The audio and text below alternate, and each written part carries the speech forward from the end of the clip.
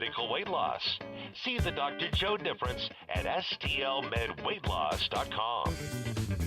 Good morning and welcome. This is the Frank and Jill Show on the Big 550 KTRS, Royal Banks, Missouri text line, 84126. Phone calls we won't pick up, 314-931-5877. Watch us on YouTube. Watch us on Facebook. What a show today. Sarah Fensky, the executive editor of St. Louis Magazine, who had quite a story this week. And Tariq Khan, back to the feature. Psycho, did you watch? Oh my gosh, I cannot wait to talk about this. Right. I have so many questions. I have so many thoughts. I can't wait to hear what you guys are. I've seen, of course, some of the famous scenes, but I've never sat down from beginning to end and watched the whole movie. Yeah, okay. I'm really glad he chose it, and I'm really glad I did. That's awesome. Last night, I was, Monique had one of her many activities. Oh, we want to spend a lot of time together when you have a staycation. Every night she's freaking gone. So anyway, I'm making pasta. Red sauce. I had meatballs from Faraci's and watching Psycho. And I just thought, and I had a Corona Light with a ginger ale. Have you ever done that with the beer? I think we've talked about this. No, I've had ginger beer. I like a Moscow Mule every once in a while. But just so good. And I'm thinking to myself, life cannot be better. Watching Psycho, this homemade red sauce with these meatballs. And then at 5 a.m. this morning, Monique says she woke up because she smelled my breath, and it was abominable with the garlic from the pasta. She goes, I was going to punch you. Instead, I just turned to the other side. She says, I've never smelled anything like this in my life. So a little too much garlic, because I was chopping up the garlic last night. Well, it's supposed to be really, really good for us. Now, I do have to back up, though.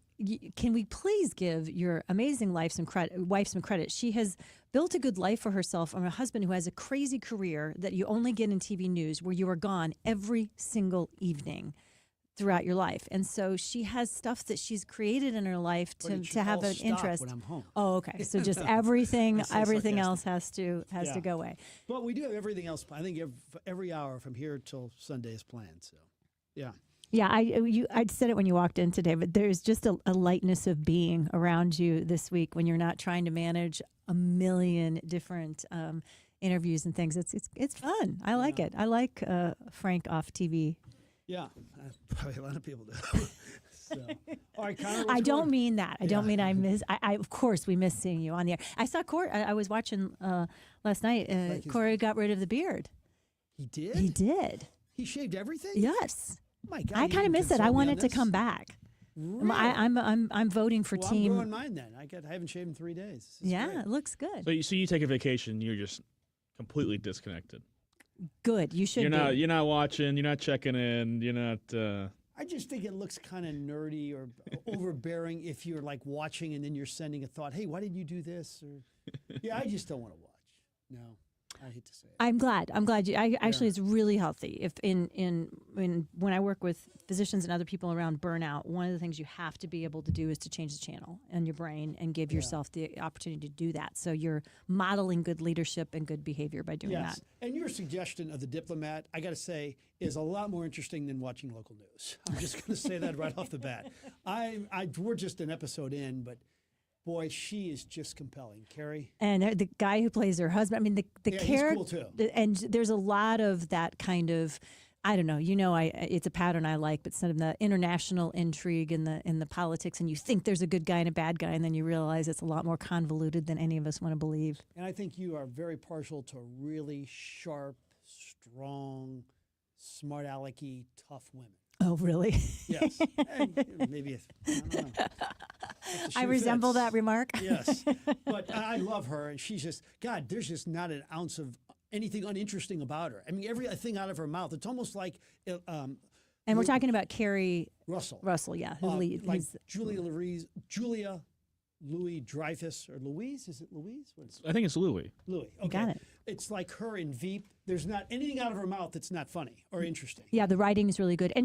And the thing I like about it is she could play that character really kind of over the top, and you can tell she's very cerebral, and she's conflicted, and I think her acting is really good in it.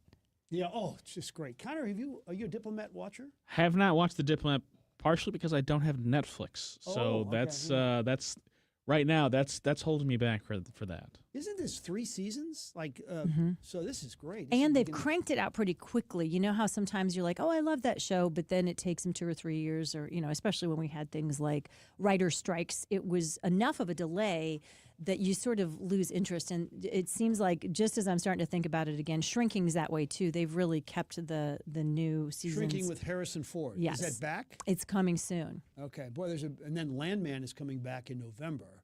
So that should be good. And Nobody Wants This, the show I love with Kristen Bell and Adam Brody. It's Thursday. I think it's either tonight or Thursday. The second season kicks off on that. Looking forward to that as well.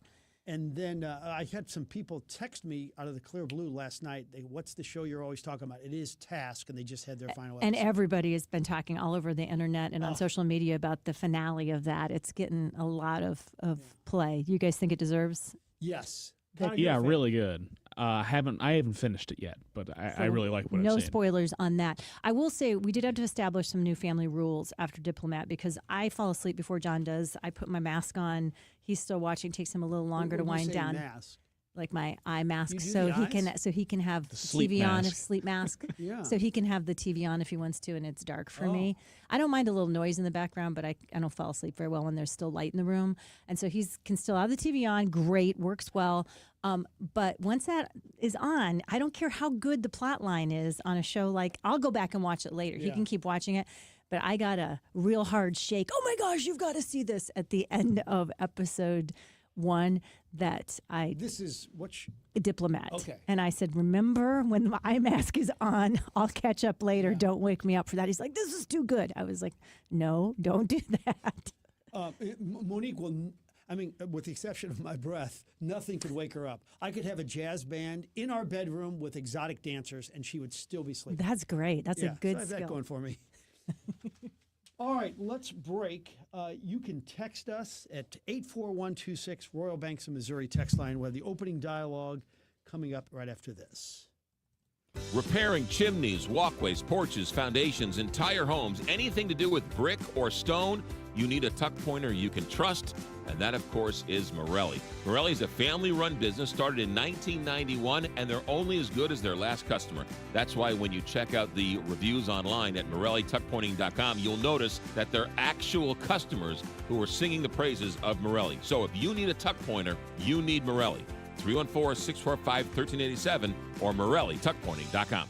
You know what they say, you never get a second chance to make a first impression, and windows and doors are usually that first impression when it comes to your home. Dalco Home Remodeling custom makes their windows and doors, and better yet, they make them here in Missouri. Dalco Home Remodeling is locally and family owned, celebrating 50 years, so they know a thing or two. The Dalco team is known for quality and customer satisfaction. That's the way it was 50 years ago when they started, and that's still true today. So if you're looking to change the look of your home without breaking the bank, call Dalco Home Remodeling. They do free in-home estimates. Just call 314-298-7300 and make an appointment. You can also check them out online at DalcoHomeRemodeling.com. As they've always said, if you buy somewhere else and find out how much you could have saved at Dalco, you'll blow your stack. So call Dalco first, 314-298-7300. Meet me at the Village Bar. Ready for the world's best cheeseburger, homemade onion rings, trashed wings? It's the Village Bar for food and sports. Cards, blues, Mizzou, NFL, the game's always on. Open 7 days a week in De Pere. Grab your friends, grab a cold beer. We'll see you at the Village Bar. This is Mariah, third generation at Newstetter's Fine Jewelry. Buying an engagement ring can be intimidating. At Newstetter's, we ensure complete understanding of your purchase. We offer a choice in both lab and mine-grown diamonds and are able to work with any budget. Let our family help educate you on your choice at Big Ben and Doherty Ferry or at wowdiamonds.com. John Beal Roofing has been proudly serving homeowners and businesses in the St. Louis metro area on both sides of the river in Missouri and Illinois for over 3 generations. A dependable roof begins with a team you can count on, and that's exactly what you get with John Beal Roofing. Recognized as one of Roofing Contractor Magazine's top 100 roofing companies, John Beal Roofing offers 24/7 emergency service and industry-leading warranties including a lifetime workmanship warranty for total peace of mind. From upgrading an aging roof or completing a full replacement, the team at John Beal Roofing delivers solutions that are built to code, built to last, and handled with expert care. John Beal also responds quickly with reliable storm damage services backed by decades of experience and 24/7 emergency support. Get started today for expert service and a free, no obligation estimate by calling 1-800-NEW-ROOF. That's 1-800-NEW-ROOF. I'm Jeff Zufall, Senior Tax Strategist and Wealth Advisor with Capital Advisory Group. Now, more than ever, having a tax strategy to protect and grow your wealth is an absolute must. Every Saturday, Josh Gilbert and I will discuss how you can keep what's yours, because the most important part of your wealth plan is your tax plan. That's Keep What's Yours this Saturday afternoon. Capital Advisory Group presents Keep What's Yours with Jeff Zufall and Josh Gilbert this Saturday night at 9 on the Big 550 KTRS. Mizzou football on the Big 550 KTRS is powered by Royal Banks of Missouri. Touchdown, Missouri! Catch all the action right here on the Big 550 KTRS. And now the opening dialogue with Frank and Jill on the Big 550 KTRS. Powered by Worldwide Technology Raceway. All right, here we go with thought one. Legalize sports betting in Missouri, only about 5 weeks away. Casinos building sports betting areas inside the casinos right now. This has been 5 years in the making since Missouri legislature tried unsuccessfully to legalize it. And the biggest difference, I think, is going to be simply saving on gas money. You know, people have to drive to Illinois to place a bet. What? Imagine if you're a sports fan in St. Charles and you have to drive all the way across the river to make a bet. Now you simply do it on your couch. Some love watching a game too and betting while it's going on. You can do that from your couch in Ellisville instead of driving to Belleville. Not only will the sports bet stay in Missouri, so will incidental spending like eating at a restaurant. That will be a boost to Missouri tax revenue and education money. Read something where virtually every state, when the initial sports betting takes place, the first several months, more than triple the total revenue from what they projected. It may be every bit as big as the business of marijuana.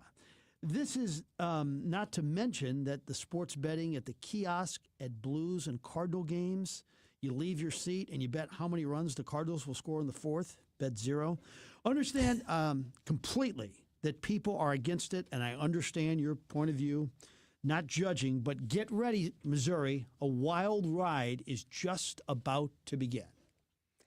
Yeah, it's going to be really interesting. I mean, we're starting to get data back from the states that have it, just like, and, you know, there's a lot of people that were wildly uncomfortable with legalization of marijuana. It's here, it came, and some of the stuff that people were fearing came true. Some of the stuff did not. And I think it's just one of those, if you're a curious mind, we just got to kind of see how it all unfolds. Yeah, and I think people against it are just worried about addiction, too. Well, yeah, and you know, especially for younger minds, the addiction aspect of this is real, and I think it's, you know, wherever you stand on it, it's something to pay attention to if you do it, to make sure that you can keep it in check. What do you think the percentage is of college kids who bet on sports?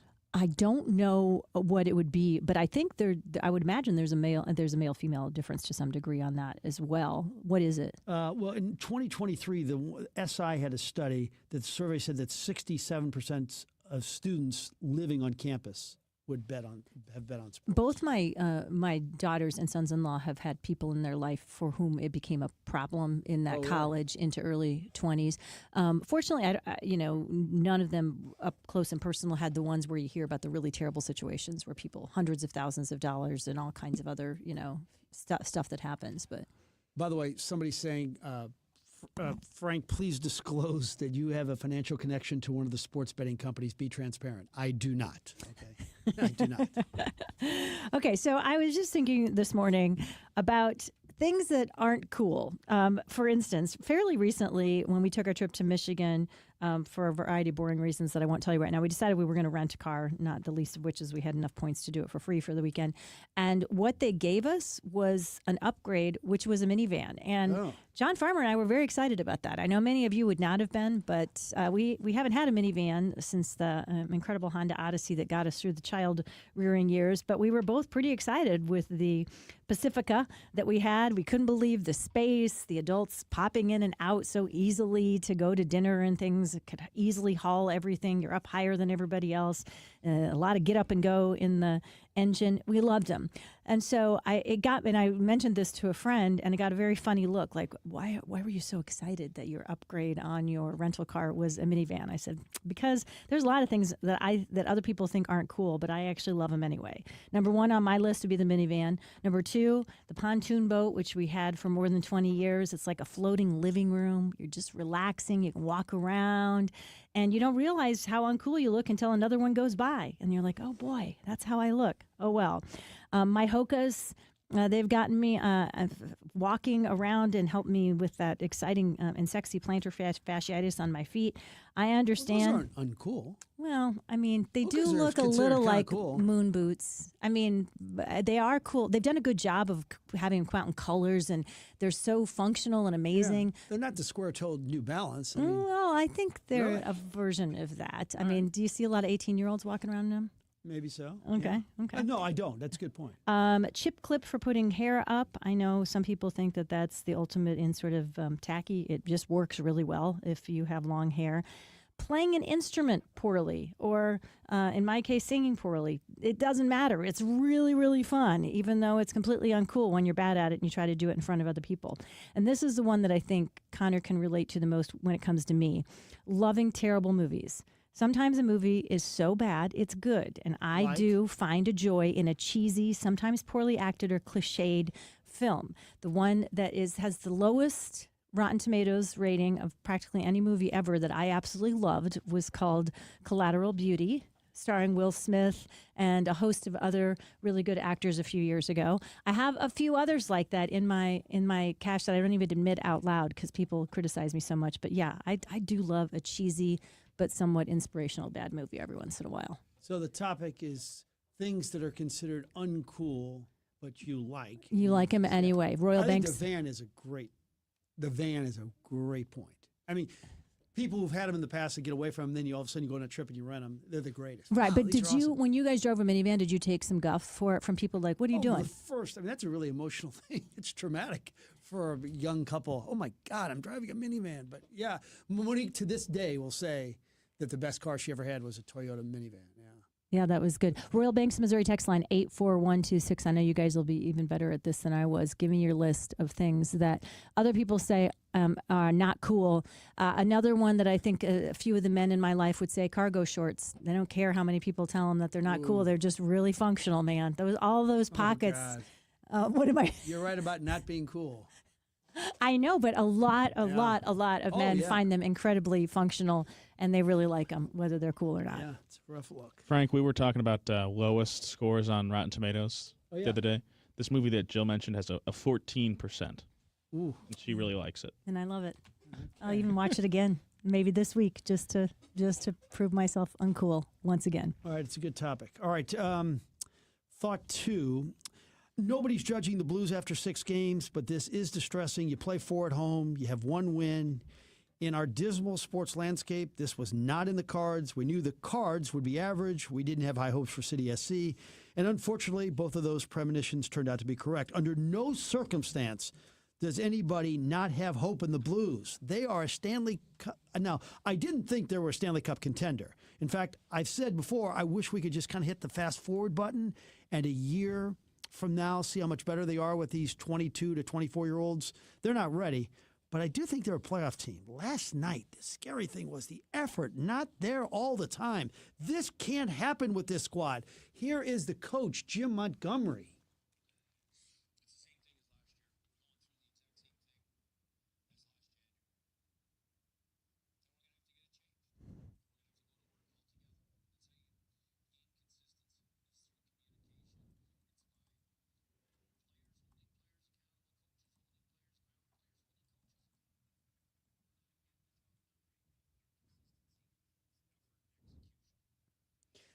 And one other note from last night, the Blues did honor John Kelly with a nice tribute. It was very well done. They had shots of John watching it up in the booth.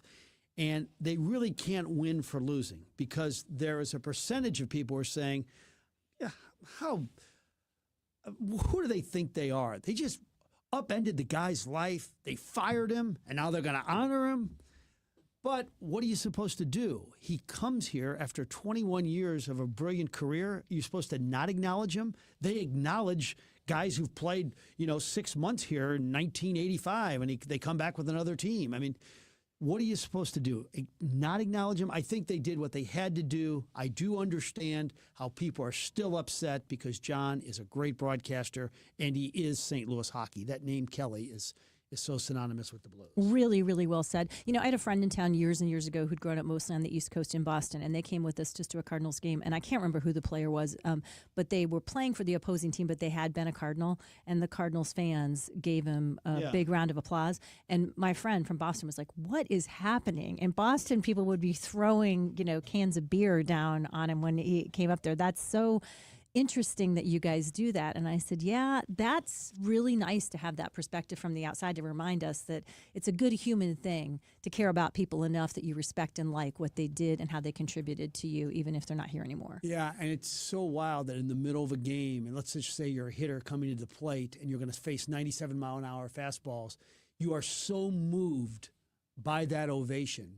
that you're like in tears while you're at the plate. Mm-hmm. I mean, I've talked to many guys that have gone through that. Well, and the John Kelly thing's a different situation because some people are like, nice job, Blues, trying to make yourself look good after you did this rather unpopular move. But I think if we just take out all the, armchair quarterbacking, it's just a kind thing to recognize somebody who's done good work, and the fans seemed very, very happy to do that as well. Second thought for me today, a couple of book recommendations. I finally finished Wolf Hall by Hilary Mantel. What a ride. It is 600 pages, you guys, so I'm warning you in advance. You really have to make a commitment to finish it. It's long, but I thought really every page was worth it. She puts you deep in the mind of Thomas Cromwell, which gives us a completely different lens of Henry VIII and the ruthless world around him. Instead of the kind of blustering king we all learned about in school, you see some political brilliance, the human cost of power up close. It's very, very well written, in my humble opinion.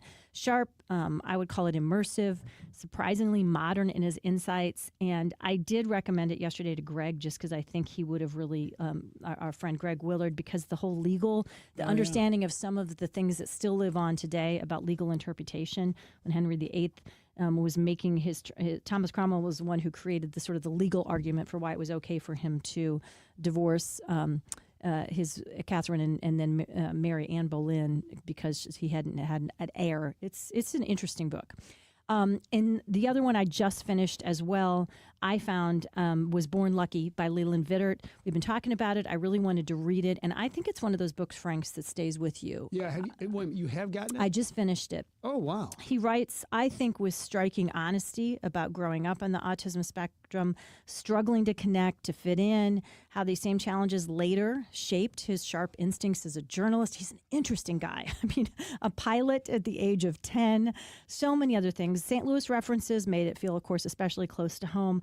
I think what moved me was his vulnerability. It's not a look how I overcame story. It's a real human one about learning to understand yourself and others. And it's a good reflection of the cost of when we exclude people and bully people and leave them out, the long-term impact that is and all he had to overcome. And he had a lot of it. It's a rather scathing review of his private school education in St. Louis. So you're not mentioning the school? Well, John Burroughs, so he rips Community Burroughs. Rowan. He is very honest about his experience, and he did not. He was treated poorly by students. In some cases, he believes by people from prominent families that the administration was afraid to come down on, as they should have.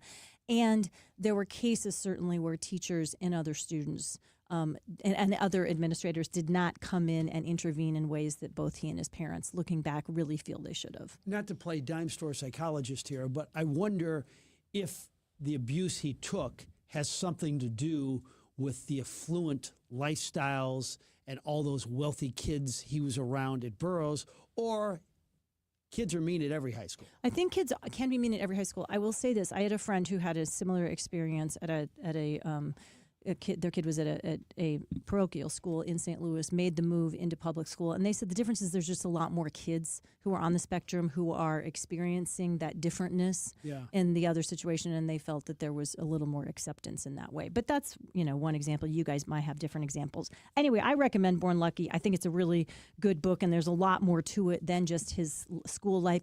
I mean, I'd forgotten he was a foreign correspondent, Middle Eastern correspondent. I mean, he's an interesting dude. He is, and really good on the air.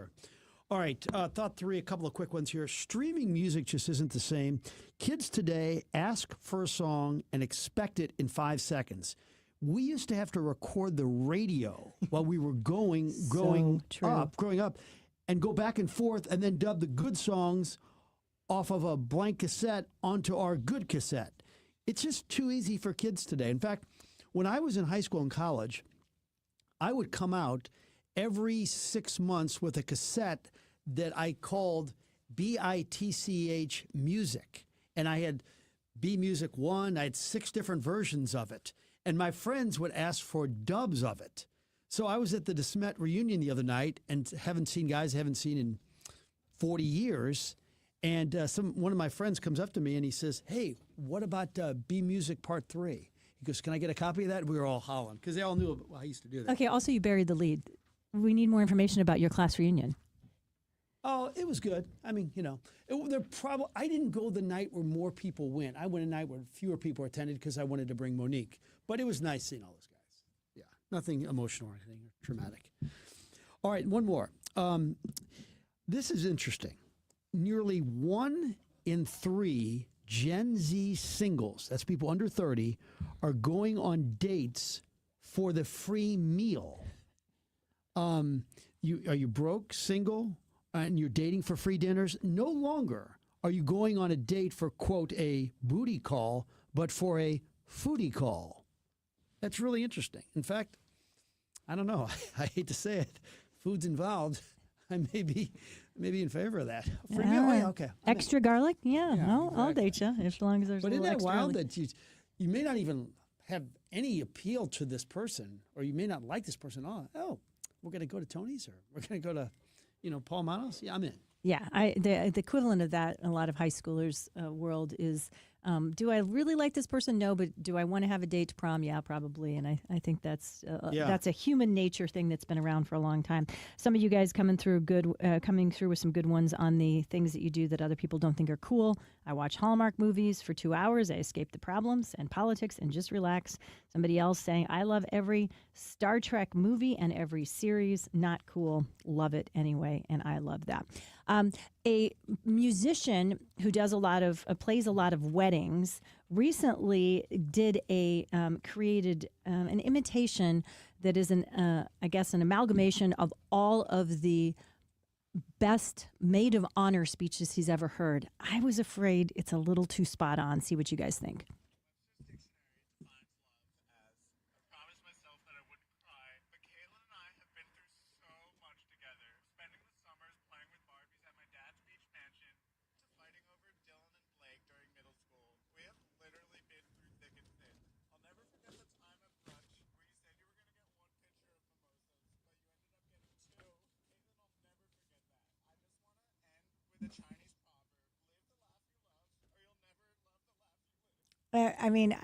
He hits on way too many of the stereotypes that come through, unfortunately. Reminded me of a couple of the worst best man or maid of honor speeches we've ever heard. In our case, it was a best man speech by the brother of the groom. He might have had maybe a drink or two too many. This would have been more than 30 years ago. They don't live in St. Louis, so they won't hear it. But he got up there and he just kind of started talking. He was sort of freewheeling, hadn't really written anything down, and started in with stuff like, I'll call the guy Mike. Mike, I know you've hated your job for a long time now, and my hope is now that you can not suffer so much every day with it, and don't let the you-know-whats get you down. And everybody's just uncomfortable looking around like, what if somebody from his work is here? Why is his brother airing this out there? Too many of those stories to count here, but I'd love to hear yours on the Royal Banks of Missouri text line. Worst toast you've ever heard at a wedding. Father of the bride toast not too long ago. Somebody we know and love went through and named a bunch by name a bunch of the bride's ex-boyfriends and why he was kind of glad things didn't work out. Needed to include that in his 20-minute Father of the Bride speech. It's hard sometimes. The platform needs often a little more editing than what the process gives it, I would say. Yeah. All right, let's take a break. Sarah Fensky, who had quite an article this week in St. Louis Magazine, will join us next. It's Julie Buck here to tell you that the patio is open at Bishop's Post right next to Chesterfield Mall. Get your reservations in now and go to Bishop's Post. You will love it. Tell them Julie Buck sent you, bishopspost.com. Andy from Hats and Stuff. The Blues are in town this week, and it's time to gear up with some tremendous prices on jerseys, tees, ball caps, hoodies for the entire family.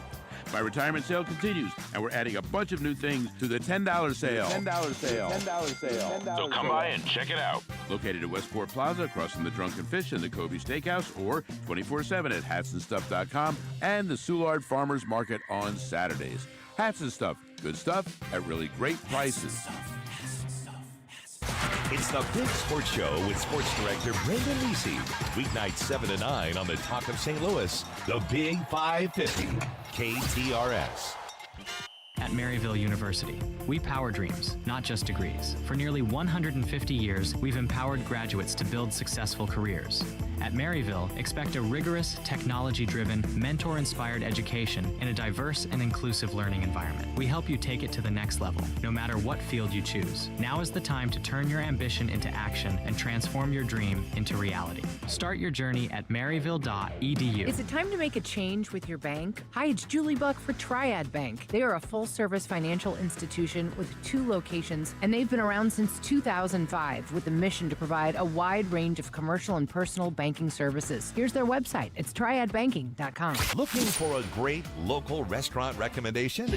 Missy Mo. Tune in to the Kuno Food Service weekly special during the Frank and Jill Show, Thursdays at 11. Hear from the best of the best restaurant owners in town. Only on the Frank and Jill Show, Thursdays at 11. Presented by Kuno Food Service, right here on the Big 550 KTRS, the Talk of St. Louis. I'm Mark Miller, owner of Miller Furniture and Mattress, your home for quality American-made furniture since 1927. We offer the largest selection of Amish-made furniture in the St. Louis area, plus quality living room furniture from Flex Steel and Smith Brothers. We carry top-quality mattresses from world-famous brands like Tempur-Pedic, Stearns & Foster, and Chatham & Wells. Shop our Belleville, Fairview Heights, Lake St. Louis, and Ellisville showrooms. At Miller Furniture, we put the family in furniture. Let's go! You're still glowing, flirting, grooving. You still got it. But your immune system weakens as you age, making it harder to fight flu, pneumococcal pneumonia, RSV, and COVID-19. Vaccines are a key part of any health routine and help strengthen your immune response. Ask your doctor or pharmacist which vaccines you need. Schedule in minutes at vaxassist.com. Sponsored by Pfizer.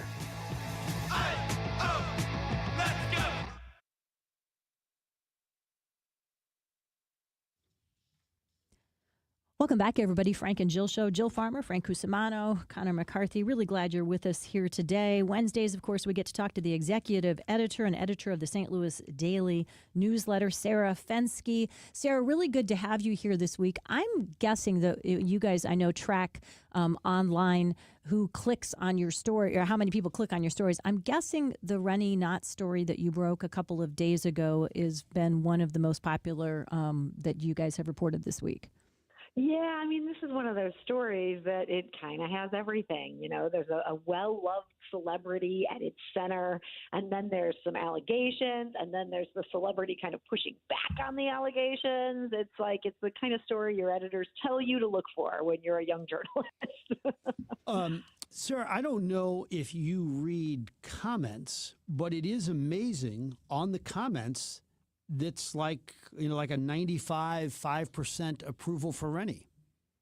Yeah, I have noticed that. And I think, it speaks to the bond that he has with the viewers of St. Louis. You know, this is a very popular guy, not just from people watching TV, but he MCs a ton of events. He is always out there in the community. People feel like they know him, they like him. And, you know, honestly, he took perhaps a surprising step by deciding to go public and became kind of the most vocal source in our story, explaining things from his point of view.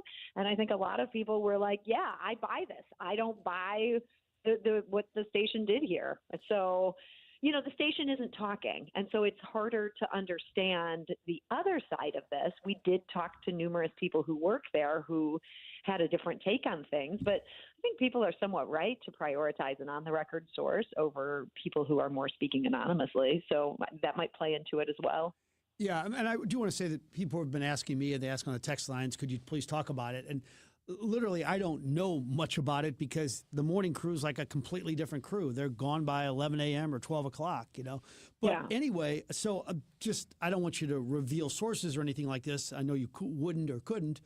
Sure. But the process for this, so how do you take us through how St. Louis Magazine evolved on this story, please? Well, we broke the news that he had left very suddenly. And that was because we had heard about it from, again, somebody that had knowledge about the situation but wasn't authorized to speak about what happened. So after we heard that and after it became clear just how sudden this was and that the station wasn't talking about it, at that point, we sort of hit up everybody we know saying, okay, what happened here? What do we know about this? Is anybody willing to share what happened? We did find a lot of people who were willing to tell us things that, there were a lot of accounts that matched up and added up. Sometimes you start going into stories like this and you find somebody will tell you this happened, and you talk to somebody else who works there and they're like, that never happened. This was something where all the sources were very much in alignment. And so at that point, I reached out to Rennie and I said, hey, this is what I'm hearing.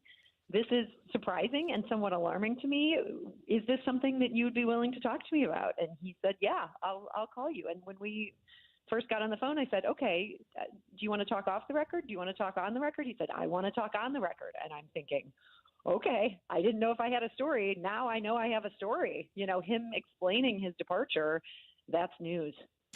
Well done. Thank you so much for giving us a little bit of inside baseball on that as well. Sure. You guys have been doing plenty of other reporting this week too, as you often do. and so even what? If no one's reading any of the other reporting, we're doing it. No, we're reading it all over here, and I am curious. What do we know about what's happening with development in the city? Something that, of course, is I would say somewhat of a barometer on how healthy things are in the city and what's going on is how appealing we are to developers and what's happening there. What do we know? Yeah, so Otis Williams, who's now the interim CEO of the St. Louis Development Corporation, he gave a presentation to aldermen earlier this month that our business editor, Eric Schmid, listened to, found really interesting. Basically, Otis is saying these sort of big projects that had come to the city for tax increment financing and other sort of tax abatements, that has really dwindled. We went from having like 60-something projects in a year that got approved by the Board of Aldermen and the FLDC to just having like 2 last year that managed to make it through that full gauntlet. And so Otis Williams is really sounding the alarm on this. And he's saying, we have made this too difficult for developers to get these kind of incentives. We need projects that rely on these kind of incentives. Here's some things that we could do. And he's couching this saying, I'm not saying we need to give out more incentives, but we need to make sure that we have a process where people feel confident that they can get the incentives that they need and that we're not going to change the rules at the last minute. So he laid this all out for the Board of Aldermen, got a good reception from them. I think they feel like maybe their process has been broken, that there's too many cooks in the kitchen asking for different things at different times, and that this has been a turnoff to developers. So it's very much in line with what Mayor Kara Spencer has been talking about lately.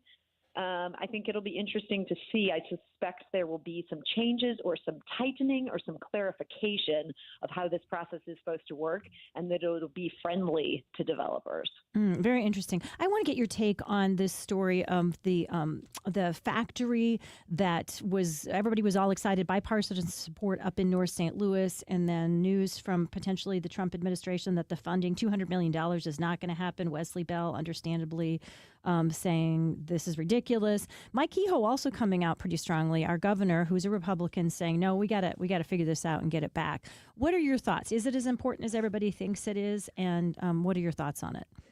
This is one where I haven't done any original reporting. I've just been following the story like everybody else. And it's been interesting. This project in North City did draw some pushback from people who are saying this is environmentally a problem. I don't know enough to know whether that's true. I know that this was in line with sort of the green energy goals that previous presidential administrations had, and that's apparently how it ended up in Trump's sort of weed whacker, that he's like, I don't want to do anything that's going to support this green energy stuff. It does seem like the U.S. needs to get serious about doing this kind of development, dealing with minerals, all the things that this factory was talking about doing. We need a domestic supply for this stuff. This isn't just about sort of woo-woo environmentally friendly projects. It's about America being able to not be reliant on foreign countries for everything. So I don't know. I think I'd be somewhat disappointed if they can't find a way to move forward on this thing, but it sounds like I may need to brace myself for that. What's the story on the Golden Apple Buffet in St. Peter's? By the way, John Carney's a big fan of that place, so he's been following the story closely. So several of the men and women scooped up in ICE September raid. Tell me about it. Yeah, so my colleague Ryan Kroll was in federal court yesterday. I should say he was in federal court very briefly. He got kicked out of this hearing. They were not allowing any members of the public into this.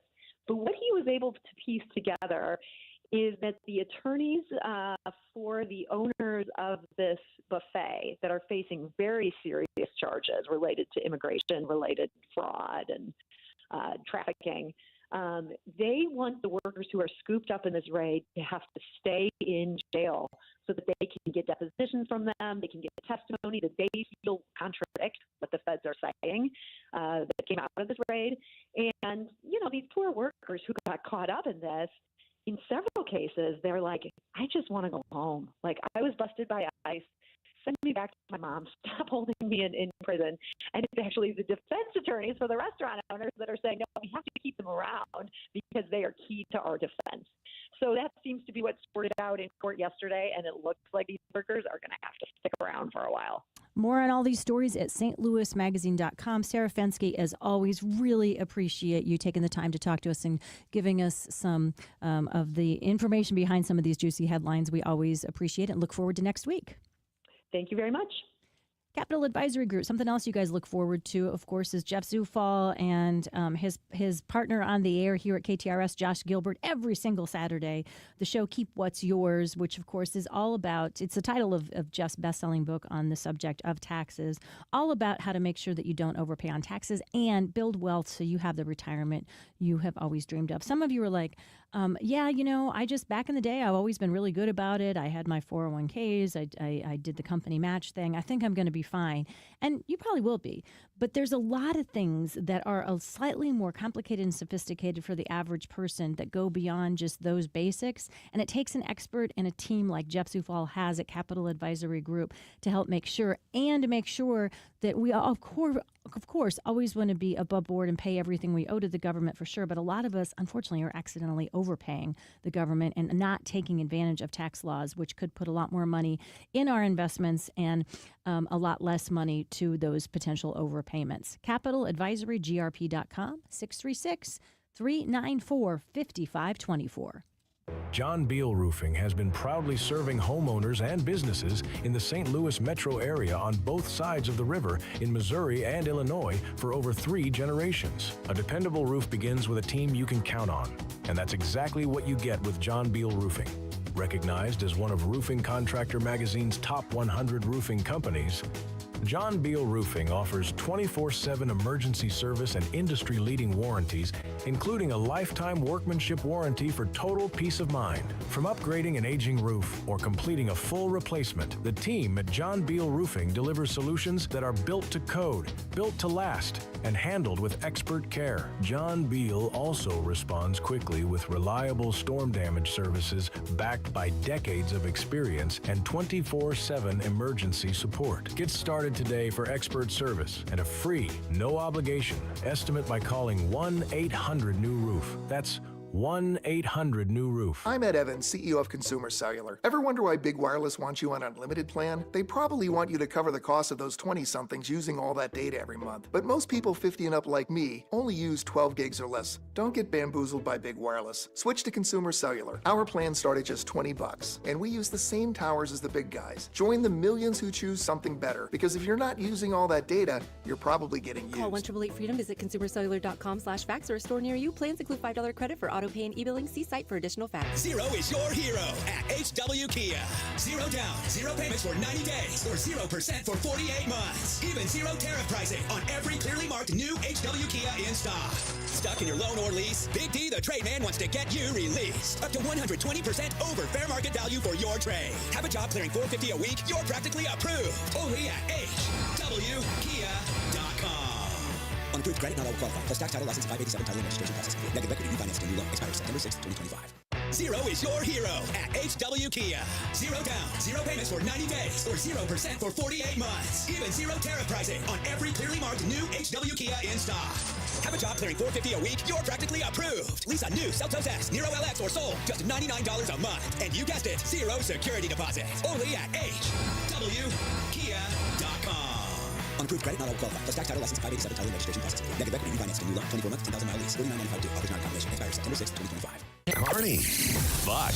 Wednesday on the broadcast, Jake Tapper joins us from CNN. He's got a book out. We'll discuss. Also, we'll talk sports with our very own Bob Ramsey. And then we continue with Breast Cancer Awareness Week and a KTRS pain conversation. We'll see you here right at noon. John Carney, Julie Buck.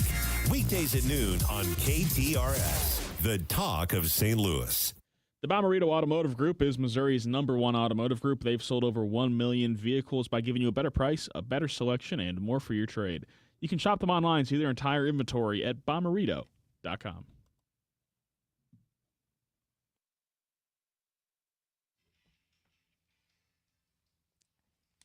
I do love that theme song. Yeah, it just kind of It's takes John you back to Tesh, Michael right? Jordan, and yes, it takes you back to Michael Jordan and the Chicago Bulls winning championships with Bob Costas on the call. And because of you, Connor McCarthy, I actually watched about 5 minutes of the There you NBA go, 5 minutes. coverage yesterday. I thought it was a good broadcast. Good. Yeah, I guess that's good for you guys, Frank. It's over on Channel 5. So, primetime weekday sports. When was the last time that happened? Tuesday nights, every Tuesday, the NBA on Channel 5. On Mondays, it'll be on Peacock. Peacock, yeah. Peacock, by the way, provided the movie Psycho for us. Yeah, it did. It was kind of fun. They had quite a lineup of scary Halloween movies for those who are interested in that kind of thing. Yeah. Did you happen to keep it on for a split second? Because after that, The Birds came on, and boy, a young Suzanne Plachette. Wow. Wow. Hey, Is come that back why you watch here. The Birds? Your mind, you just went somewhere very far away for a second.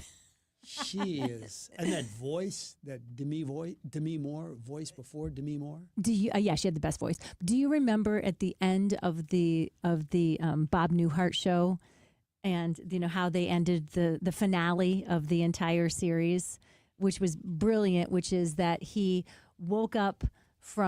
allegedly woke up from a dream, and Suzanne Plachette is next to him, and saying, "What happened?" He goes, "It was this dream that I was in New Hampshire and there was this inn and the whole plot of the second show."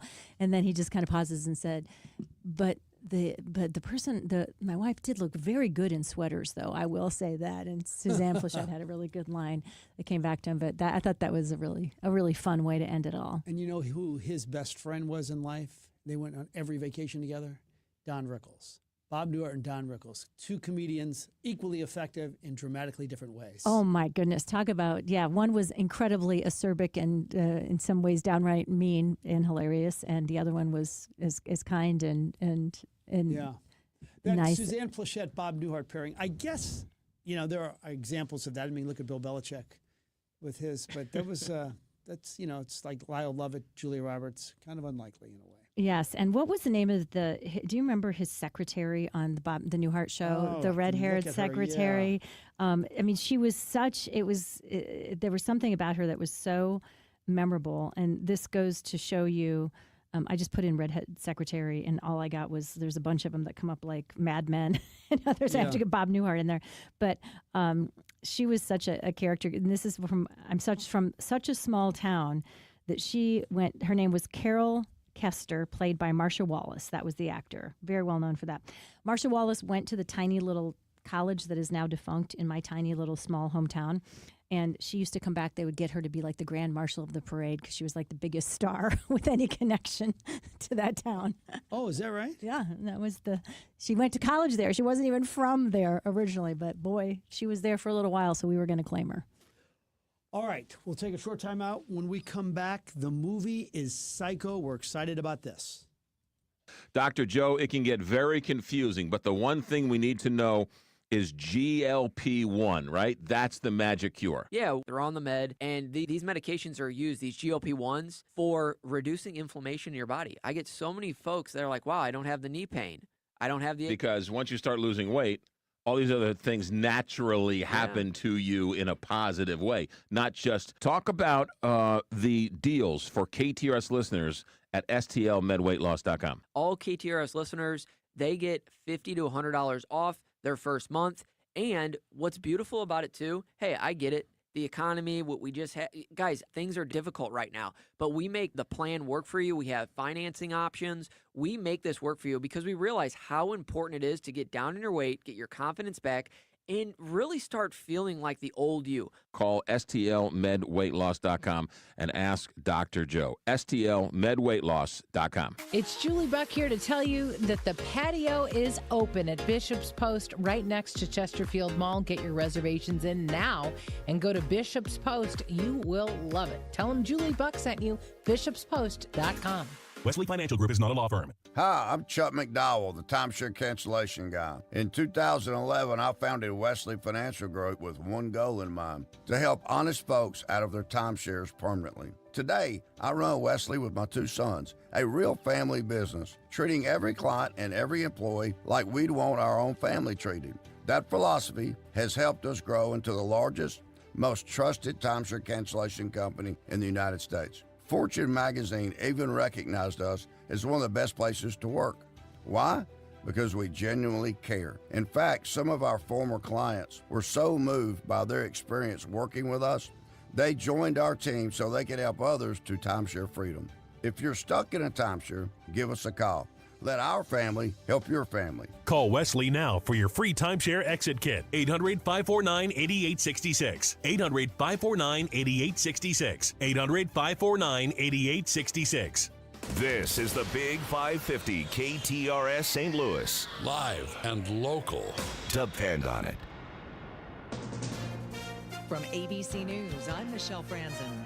There are questions surrounding President Trump's request for a $230 million settlement for pending lawsuits filed during the Biden administration and his first term. The settlement money from American taxpayers connected to the special counsel investigations and federal search at his Mar-a-Lago estate and the classified documents investigation. Here's ABC's Rachel Scott. We asked the Justice Department whether it would be a conflict of interest to have those top DOJ officials who once served as the president's own former personal attorneys sign off on a settlement like this. In a statement, they told us they will continue to follow the guidance of career ethics professionals. They declined to comment any further. President Trump's plan to build a 90,000-foot ballroom at the White House now facing new pushback. The president once promised that his ballroom would not interfere with the current structure of the White House, but that is clearly not the case. We have seen bulldozers raising the East Wing. This photo from the Washington Post that they shared showing that nearly all of it has been demolished. ABC's Mary Bruce. It is day 22 of the government shutdown. Democrats and Republicans still far off on a compromise to end it.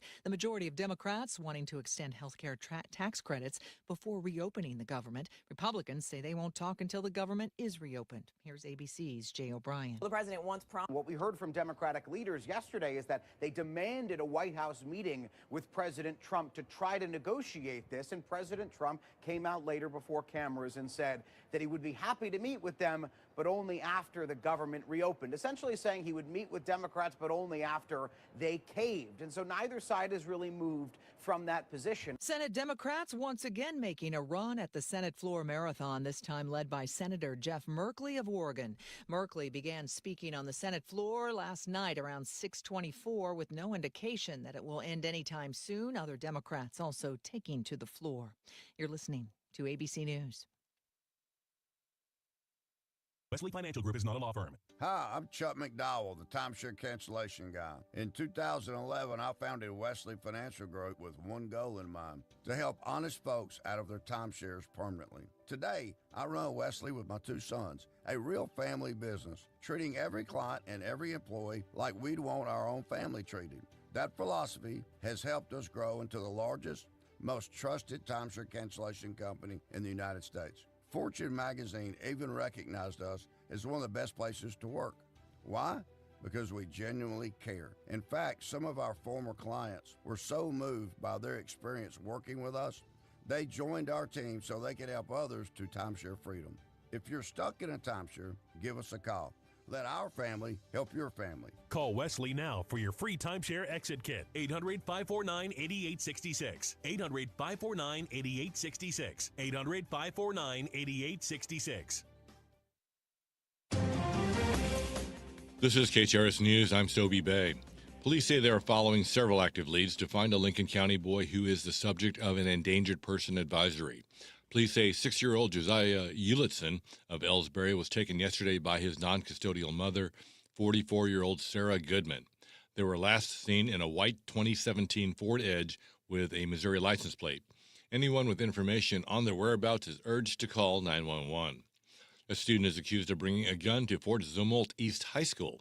School officials say a post on social media led to the discovery of the student with a gun on the campus yesterday. U.S. Senator Josh Hawley introduced 2 bills to reinstate SNAP benefits and critical farm programs during the government shutdown. The Keep SNAP Funded Act would ensure full funding for the SNAP program during the government shutdown. Under the bill, Congress would appropriate the necessary funding to provide uninterrupted SNAP benefits, retroactive to the start of the shutdown. More than 650,000 Missourians stand to lose their access to food benefits next month. A portion of St. Louis County's RAM settlement money will go towards repaving roads in dozens of subdivisions. Last night, the County Council approved a nearly $6.2 million contract for repaving and road infrastructure improvements in 16 subdivisions throughout St. Louis County. The work represents the second phase of a $40 million allocation approved in April of 2024 for subdivision street repaving and other infrastructure improvements. The plane carrying the Prime Minister of Australia, after a meeting with President Trump, had to make an emergency landing in St. Louis. Officials say Prime Minister Anthony Albanese, his flight was diverted to Lambert Airport last night after luggage fell and hit a crew member on the head. The crew member reportedly suffered a concussion. Albanese's plane was headed back to Australia after finalizing a deal at the White House. This is Lead Poisoning Prevention Week, and health officials on both sides of the river are urging residents to be aware. More from KTRS's Steve Potter. According to the city of St. Louis, many homes built here before 1978 contain lead-based paint that, when ingested, even by inhaling lead dust, can cause serious health problems to the nervous system and cause kidney damage and learning disabilities, especially for children under the age of 6. St. Louis does offer lead inspections free of charge in homes where children under 6 years old or pregnant women reside. In Illinois, the state has been expanding childhood testing, and they're working for universal testing to begin next year. Officials say that since adopting more stringent standards, the number of cases calling for medical intervention has increased by 56%, which they say means more children are receiving services to overcome the harmful effects of lead. Lead Poisoning Week runs through Saturday. Steve Potter, KTRS News. This KTRS Business Minute is brought to you by Walter Knoll Florist, the place for all your floral needs. Place your order anytime at WKF.com. Kansas City Chiefs tight end Travis Kelce is now part owner of Six Flags. Kelce joined the investment group Jana Partners to become an investor of the popular amusement park. And now let's take a look at the markets, brought to you by JBL Financial. Tune in to Straight Talk on Retirement Saturday mornings from 9 to 11 a.m. Right now on Wall Street, Dow Jones is down 160 points to 46,759. S&P 500 is down 28 to 6,706. NASDAQ is down 198 to 22,755. KTRS Sports goals were at a premium as the Blues lose to the Kings in overtime, 2-1 at Enterprise Center. Justin Fox scored his first of the season for the only tally on the night for the note. And number 15, Mizzou, is currently a 2.5-point underdog at Vanderbilt for their big SEC matchup. Special extended pregame coverage on Saturday gets started at 12 noon with kickoff set for 2:30 right here on the Big 550. KTRS weather today sunny, windy, and a high of 63. Tonight clear, overnight low of 39.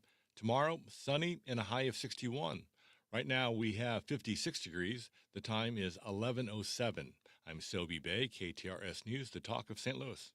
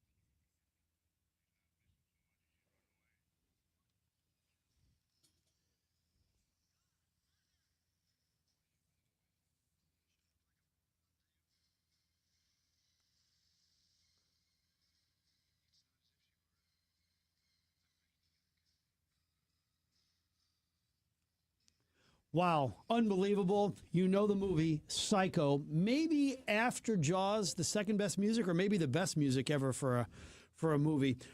We are joined by Tariq Khan, and we'll say this in our pre-show meeting. Jill was complaining about a couple of the movies you've selected lately, that they haven't been great movies. And she said, maybe we ought to look to somebody else besides Tariq. And I said, no, let's stay with them. The kid's got potential. So you're back. Fake news. We all know that is fake news. Absolutely. All right, $806,000 to make it, which would be $6.2 million now. It made $50 million, which would be $384 million now. Hitchcock, well, let me right off the bat. He had 15 movies in Rotten Tomatoes, 90 or above. I don't think any filmmaker can touch it.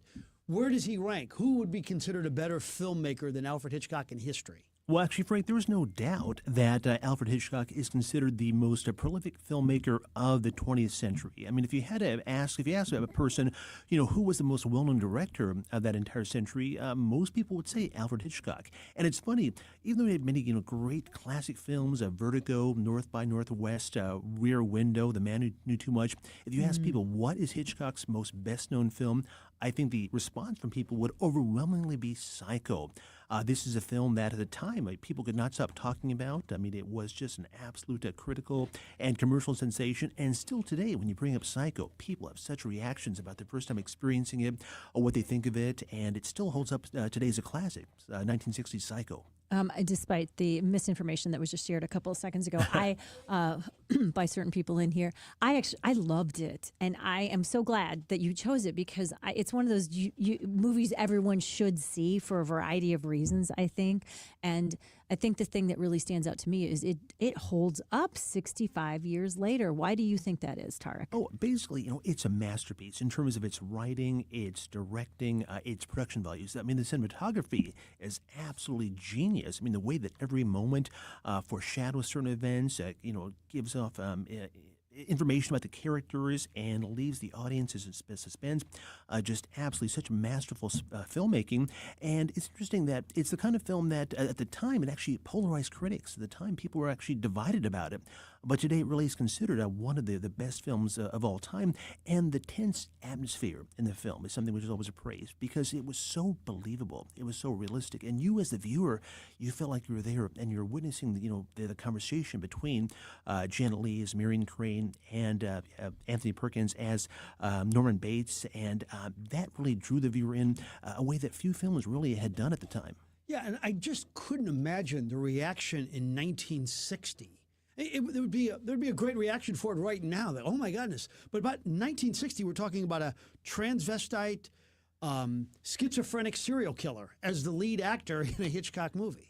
Oh, right, no question. I mean, really, that was, of course, the real surprise to the film. As throughout the film, you know that there's a psycho, and of course, you see the mother, and you hear her, you see the images in the window, and you think there's something about her. But when you realize that the plot twist, the end, that the mother was actually, had been dead for 10 years, and her son, played by Anthony Perkins as Norman Bates, he had basically developed this alternate personality, and he was the killer. I mean, talk about a movie that must have shocked people at the time, because it's still people who haven't seen the movie today and see it for the first time, they talk about how shocking it was for them. So, I mean, really a brilliant, just genius ending. I thought it was really fascinating doing some research, too, that it was not expected to be a success, that there was some real doubts in the at the studio that it was actually going to be appealing to a wide audience because of some of the macabre nature of the plot lines and just the fact that the beautiful lead actress is no longer with us at about the halfway point in the film. Some other things that just hadn't been done before. Oh, right, yes. And once again, you look at Hitchcock's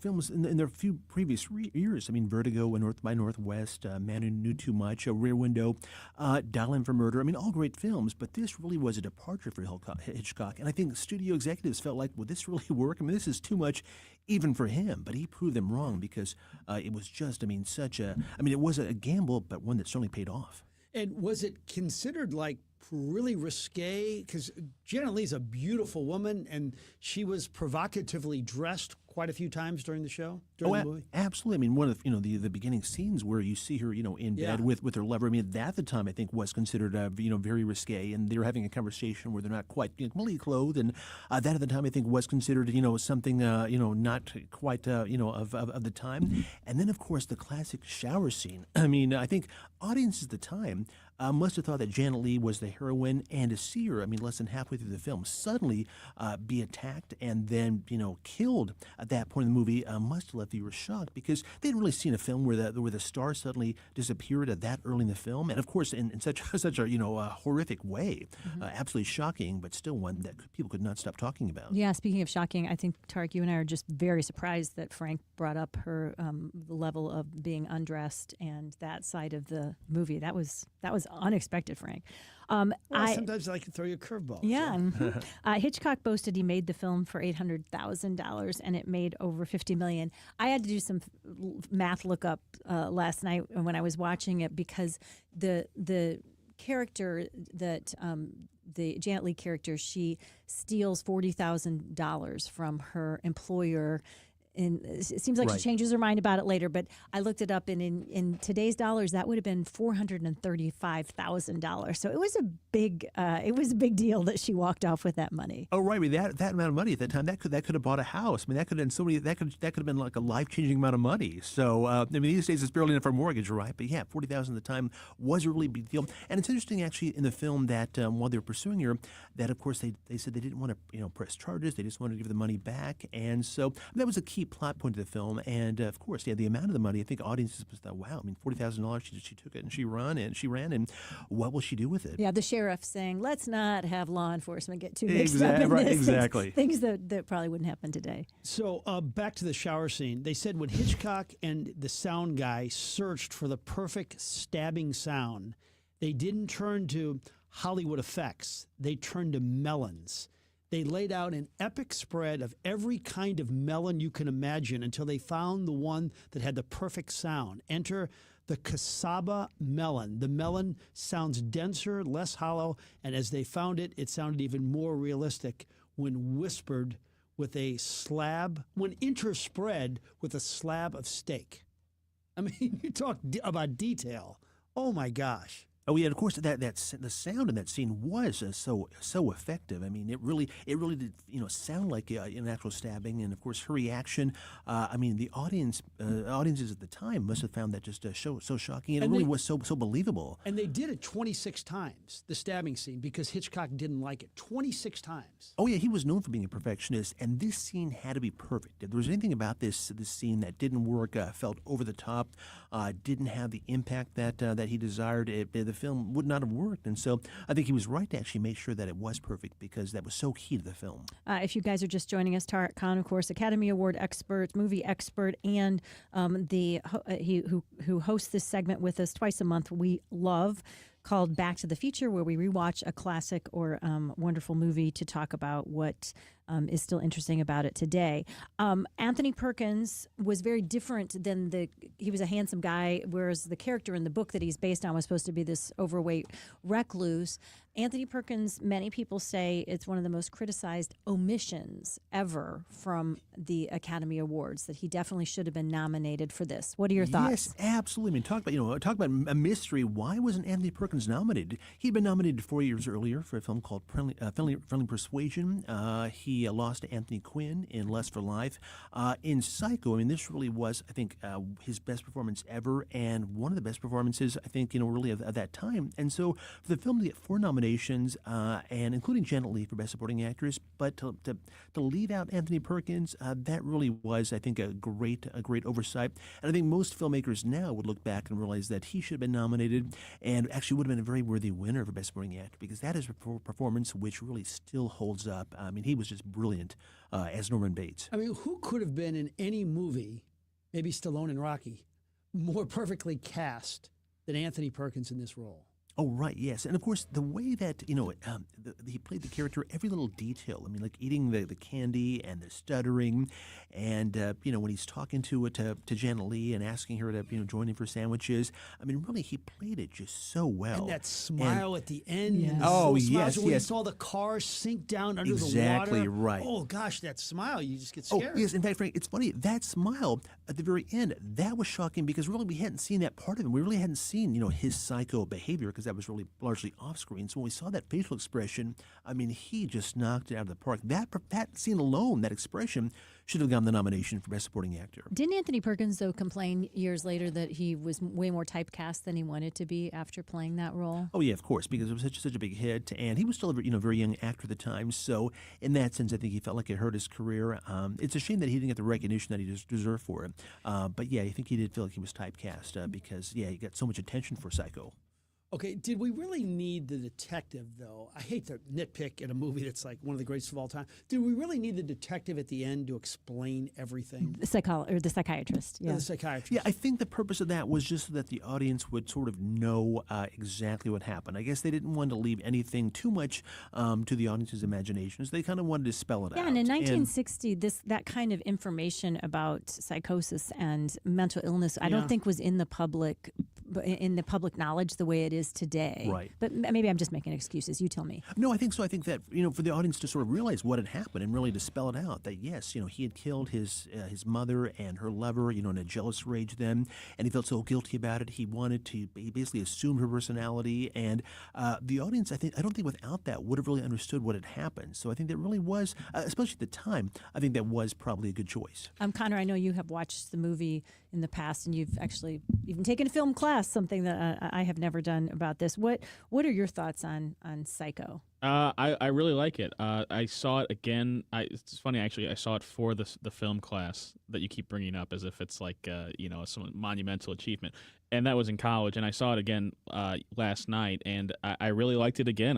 I like pretty much every time I watch a Hitchcock movie, I think they're great, and this is no different. Okay, I have a question for you. I told Joe I was just watching this with some spaghetti and meatballs. It's just Reg and I, and just loved every second of it. And I watched it real closely. And then at the end of the movie, something happened, or somebody popped up on screen. And I don't think you'll remember. I don't think I do. I know exactly who it. I can say exactly who it was. Oh my God, because we were talking about impressed. Mary Tyler Moore recently. Yes. Did you know who's in at the end of the movie as a guard in the jail? Oh no! Tell us. We're stumping you. Yeah, This that's is right. amazing. Yes. Ted Knight.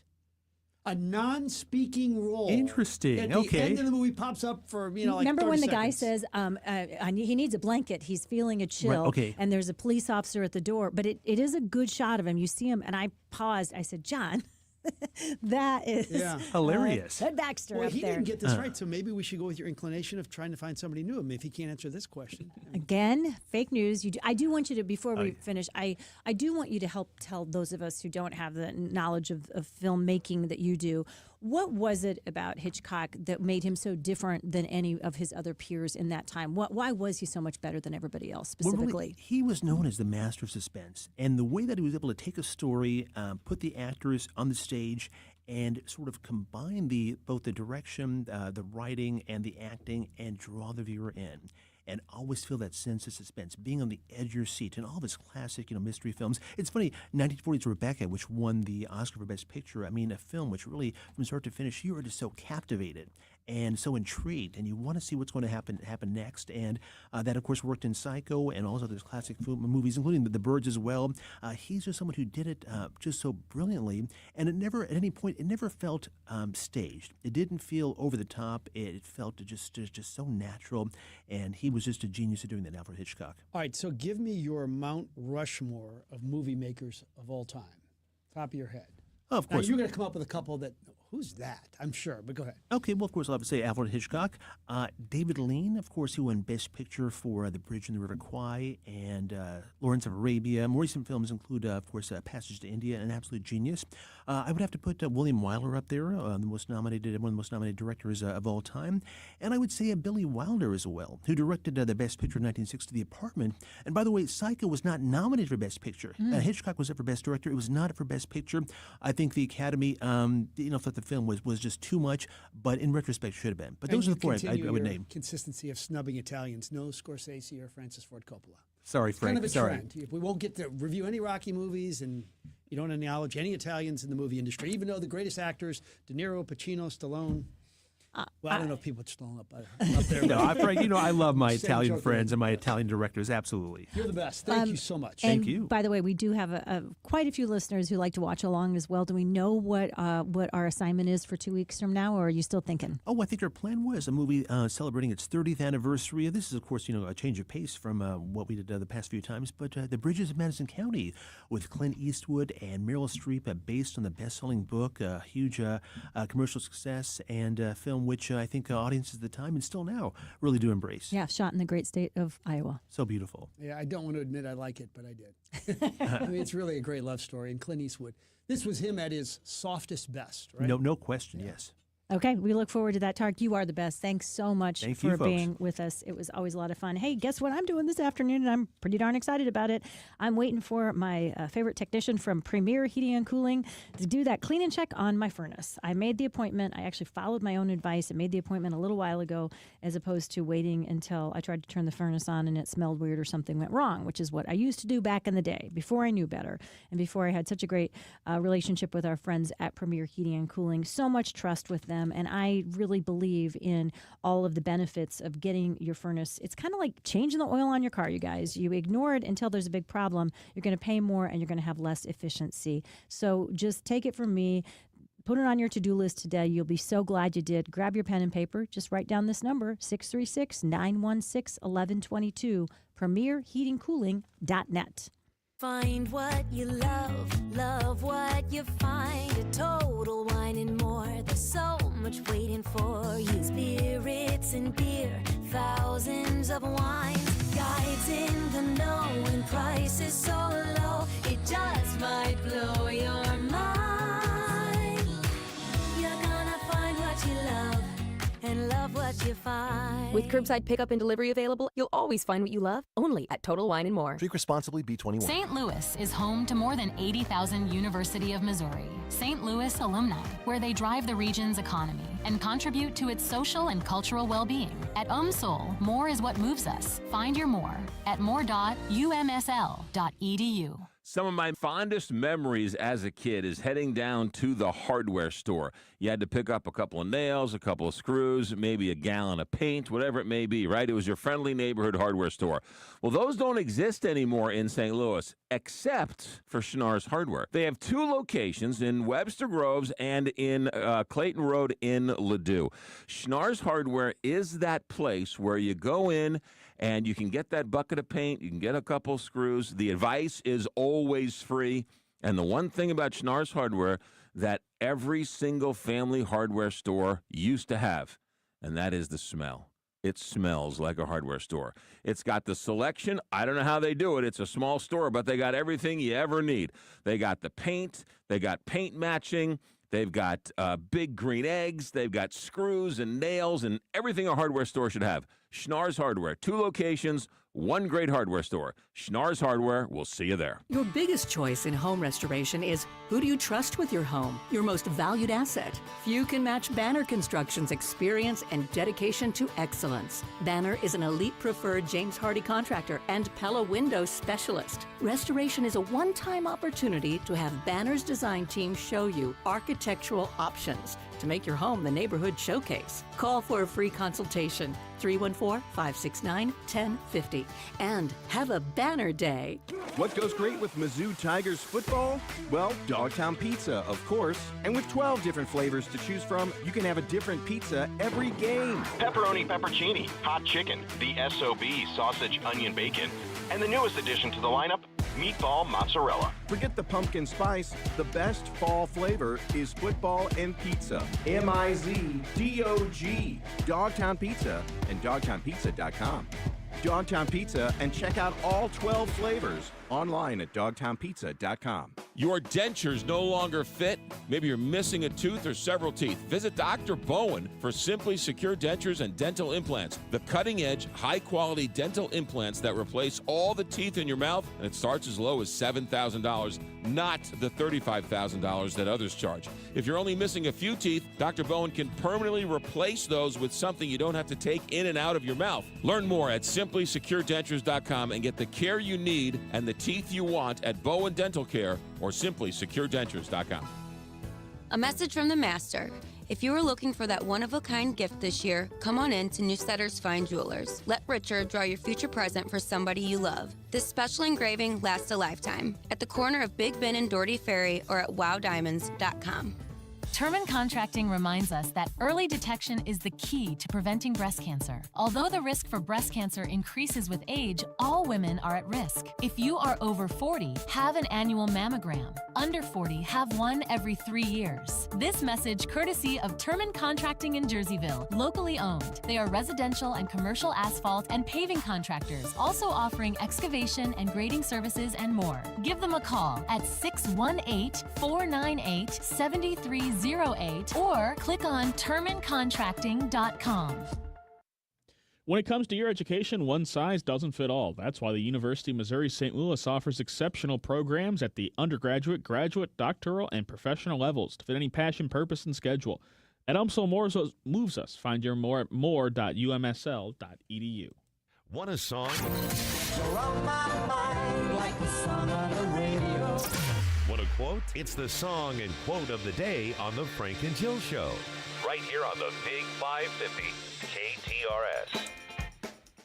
Welcome back, everybody. Really glad you're with us. Second hour of the Frank and Jill Show. Love getting your texts saying you love listening to Tarek. So do we. He's so informative and just such an interesting and fun guy. And it was a great idea, by the way. You deserve kudos, Frank, for thinking of this segment and for making it happen, because you and Tarek are colleagues and friends at work at KSDK, and I think it's really fun to get his expertise in here. As I've said before, he's the only assignment editor who, when he can't get you a camera for your shoot, feels so bad about it. And that's why we love him so much. He goes, oh, I'm so sorry. Are you saying the other ones don't feel bad about it? They kind of revel in it? Yes. Is that what you're saying? Sports, no way. We can't help you out. Get lost. Well, and assignment editors by nature just have to be kind of intense personalities, because you are managing a lot of different details and things break in. You have to be really flexible. It's a high-stress job. One of the highest in the newsroom, I would say, wouldn't you? If not. Oh, for sure. It's probably the highest for sure, I guess. And I've seen assignment editors at Channel 5 have 3/4-inch tapes thrown at their heads.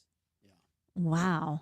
You talk about, with all this talk in St. Louis Magazine about what happens in the newsroom and stuff.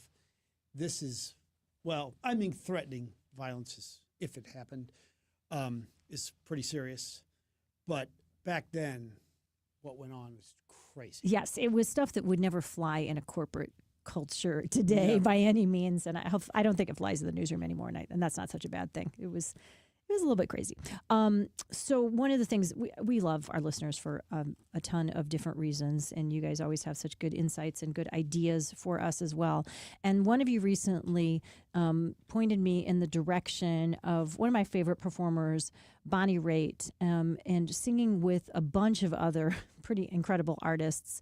A number of years back at the Americana Awards, which is what they call folk music these days, but they did a version of one of my all-time favorite songs by the band called The Wait, and I think you guys might like it.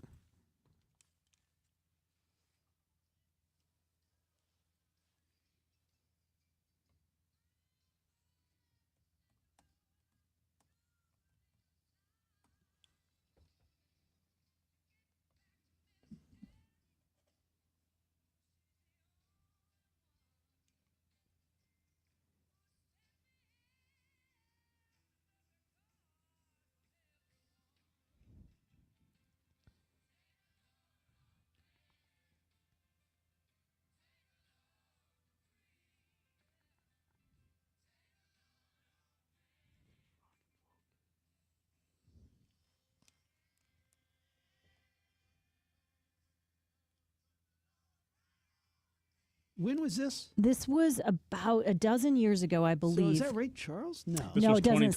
2012. Thank you.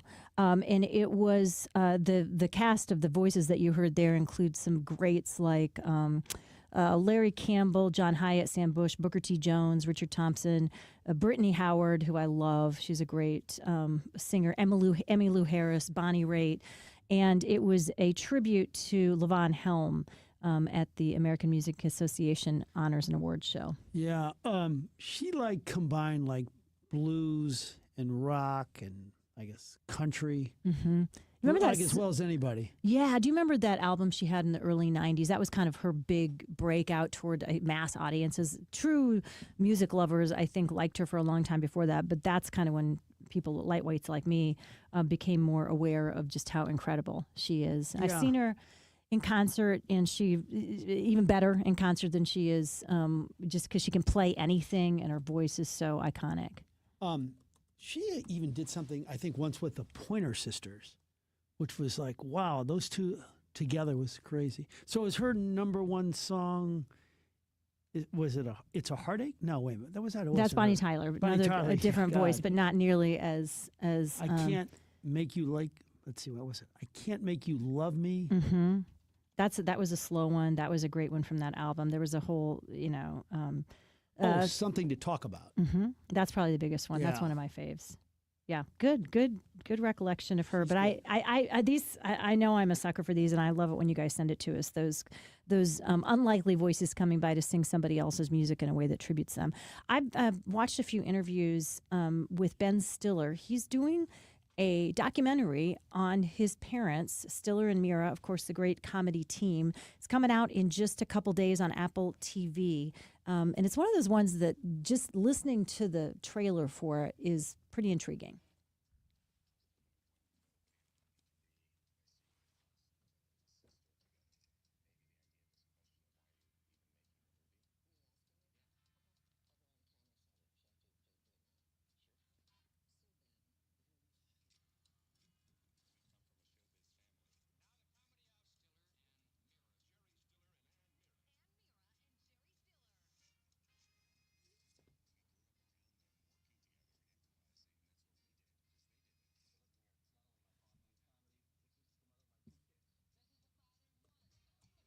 I mean, they were really good. He talks about in a couple of the interviews I've seen with him and in the trailer how they would sit and listen to him, parents in the next room, and having these fights and talking about stuff and getting ready to go on the Ed Sullivan show. And he said, we never knew, are they really fighting, or is this just part of the shtick? Where do the way that they blended their work and life in a way that was just made for such an interesting and rather abnormal childhood. I'm intrigued by it. I'm going to watch it for sure. Yeah, I'm a big fan of Jerry Stiller, of course. I was going to say, I was going to ask Frank you. Costanza, one of the great character roles of all time. Yeah, were you aware of them as a comedy team or of his work before that, or is it all Seinfeld all the time for you? Probably not. No, I wasn't. I knew he had obviously a career, but yeah, I did not know how great or what kind of career he had. I had this thought And earlier. he was in King and Queens too, or the King of Queens. Yes, where he was the father. Yeah, I didn't ever. I caught that show occasionally and I liked it, but then I never really committed to it. Arthur Spooner, I think was his name. Yeah. Did you like that show? Good, not great. No, it wasn't one. It was not your top Seinfeld, and then Everybody Loves Ray, Mary Tyler Moore, Sanford and Son. Well, originally he wasn't George's Costanza. dad. Yeah. They filmed an episode with a different guy, and then later they recast it. And then Jerry's parents too were different. They moved them around. Okay, we talked earlier about about Bob Newhart and the fact that it had kind of I thought, a pretty brilliant plot twist at the end of the series. Of course, MASH had an incredible, one of the most watched things on television, the end of the series, the finale. I was one of those people that was very disappointed and did not like the end of Seinfeld's finale. You're a super fan. How do you rate it in terms of of finales, and do you think it deserved? It deserved better. Yeah, I didn't think it was terrible because I liked seeing some of the old characters come back. The Soup Nazi, Terry Hatcher, stuff like that. But Terry Hatcher. Yeah, she was the one who came up with the most famous phrase. Yes, they're real and they're spectacular. And they're spectacular. Yep. Yeah, I didn't think it was unbelievable. What would be considered like the best? Did Game of Thrones, which I was not a big watcher, did they have a great? No, they kind finale? of widely thought of as the weakest part of the series was the ending. So yeah, Breaking Bad. That's a good one. Yeah, that is a good one. Cheers had a good one. The Sopranos. It's controversial. Yeah. It just depends. I like it. I actually like it. I wonder if MASH is considered. It was heavy. I mean, I not remember a barrel that. of laughs, that MASH finale. For sure. The Good Place, a lot of my friends that loved it. I never watched 6 Feet Under, did you? But that's one that is considered as one of the best as they kind of address the meaning of life. I'd love to hear from you guys on the Royal Banks of Missouri text line. If you think back to the best finales of any of those shows that we all knew and loved. What was the finale of the Mary Tyler Moore show? I remember the scene. They were all together like in a huddle. They're just like a group hug with, Murray and Ed and Ted and Mary. And they didn't move. They just like take a couple of steps, all like in a big hug thing. Yeah, that would be, if I was a TV writer or All in the Family, somebody else pointed out that's a good one.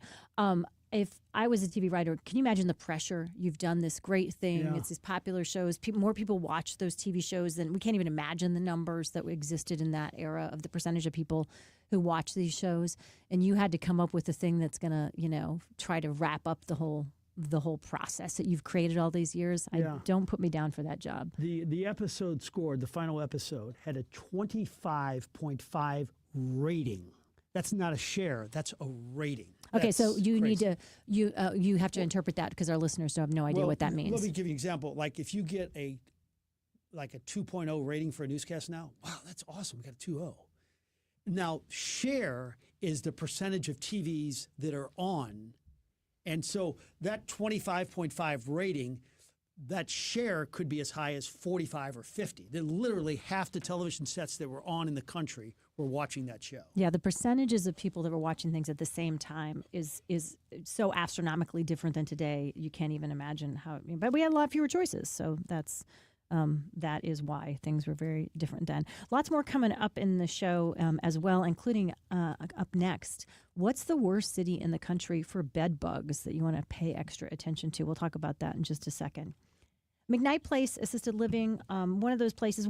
It's one of our places that we share about, that we hear such positive insights from so many of you listeners who have a family member or a loved one who's there. I recently talked to a friend whose mom moved to the Gatesworth, and she said, man, why didn't we do this sooner? So much has come back into her life. She's re-engaging in things that she hasn't done for years. She's out and about, getting to more events, getting to theater events, lots of things like that. And that was just so heartening to hear. And it's the same experience you hear from people who live at McKnight Place and Park Provence. Engagement, a team of people who understand the aging process and understand what a thriving and vibrant time of life it can be if you can pool the resources together to get over the obstacles that can make things challenging in that season of life. And that is what the McKnight Place and the Gatesworth and Park Provence do so well. Locally owned company that just only cares about taking care of people in the season of life to make sure that you are not just surviving but thriving and aging beautifully in this time of your life. McKnightPlace.com, 314-993-3333. And now, KTRS weather. I'm First Alert 4 Chief Meteorologist Steve Templeton. Another dry and chilly night, then sunny and cool afternoon on the way. We'll start off with 43 degrees for the low Wednesday morning. May see in some rural areas, outlying areas and valleys, a little bit of frost. Otherwise, sunshine and a high of 65. That's near normal, but it'll be cool, a little bit breezy, not as windy, though, as our Tuesday. And then Thursday's where we have light winds. That actually may aid in some more frost forming in the morning with a low of 42. Even in the suburbs, we could see that. Then a high of 64 with sunshine in the afternoon and light winds. That's the latest from the First Alert 4 Weather Center. I'm Chief Meteorologist Steve Templeton for the Big 550 KTRS. Michael's Baths, operated by Michael Gower and his daughter Melody. If you want a bathroom remodel, Michael's Baths will give you a free quote. Walk-in showers that all look like natural stone, maybe some grab bars, whatever you need. All they use are American-made products, so you're not at the mercy of any tariff increases. Right now, get a free shower door or $500 off a bathroom remodel. Michael's Baths, 636-775-0800, or online at michaelsbaths.com. I'm Bob Hardcastle. Listen to my Money Talk radio program every Sunday morning from 8 to 9 a.m. on the Big 550, where we discuss your money in an easy-to-understand manner. We have interesting guests, chat about money. We try to help you feel more comfortable with your money by talking about the investment market. Join me. I'm Bob Hardcastle. Money Talk, Sunday morning at 8 on the Big 550 KTRS. Every January, the gyms are full and the resolutions are big. But by February, most people have already given up. That's why Premier U helps people flip the script. Don't wait for January. Fall is the perfect time to start a weight loss journey. Premier U's personalized programs use today's most effective weight loss medications paired with expert support. Why wait to start fresh? Call Premier U today or visit premierumed.com to get started.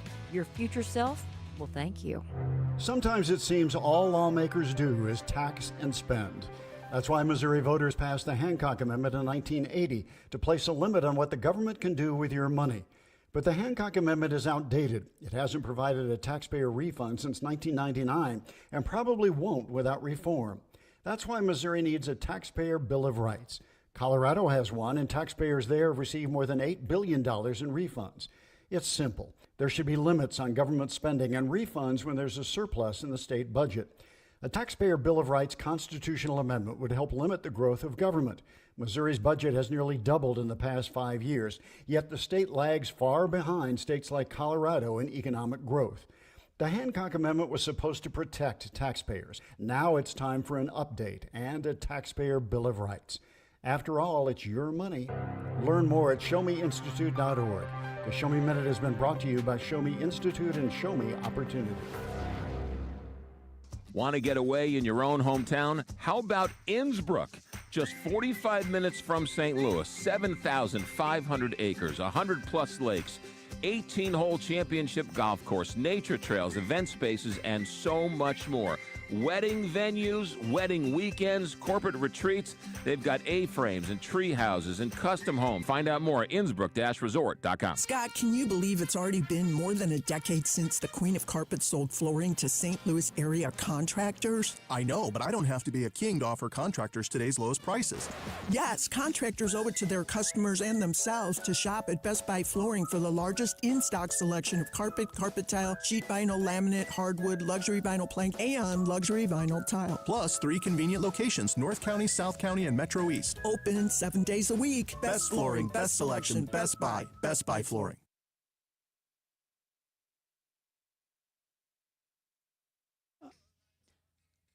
Nice selection there. So good. I absolutely love that voice. I got to go to lunch yesterday with one of our fabulous listeners, Frank, and it was so great. Oh, did you eat over at Basso's? We ate over at Basso. Did you have the burger? I did not. Haven't seen that. It's they for the lunch specials. It's really all Italian all the time, all forward. I got there again. I get it every time now. I'm over there because it's so good. Their Italian wedding soup. Oh yeah, just that's good stuff. Seasoned perfectly, just the perfect amount of spice. Had a really great time with Todd Allen, who does a lot of great things with charities in our area, including the Paws charity, which is that matches up and helps support people to have pets if they have HIV or AIDS or other debilitating illnesses as well. It's a really good organization. They're getting ready for their big fundraiser coming up, and he was the winner of the auction item where he came down to the studio and we went out to lunch, and it was fun. We talked food almost the whole time. We both love to go out to eat. We both love travel, so that's what we talked about almost the entire time. It was really fun. Yeah, I'm going to be on a bit of a kind of a Jill Farmer food bender here coming up. So it's going to be tonight is truffles, and then Pinot on Friday, and Saturday is Mississippi, and Bartolino's is in there too. So you know what I'm doing? I'm just having one protein bar in the morning and just not eating because I want to come into those restaurants ready to go. You know? Yeah, not a problem for me. I can still eat a lot. I'm a champion that way. I can eat a lot, and then I'm still hungry enough later. You're the guy that says that I eat a donut and I'm not hungry all day. I'm like, I don't get that. I'm hungrier than I've ever been about 45 minutes after I eat a donut.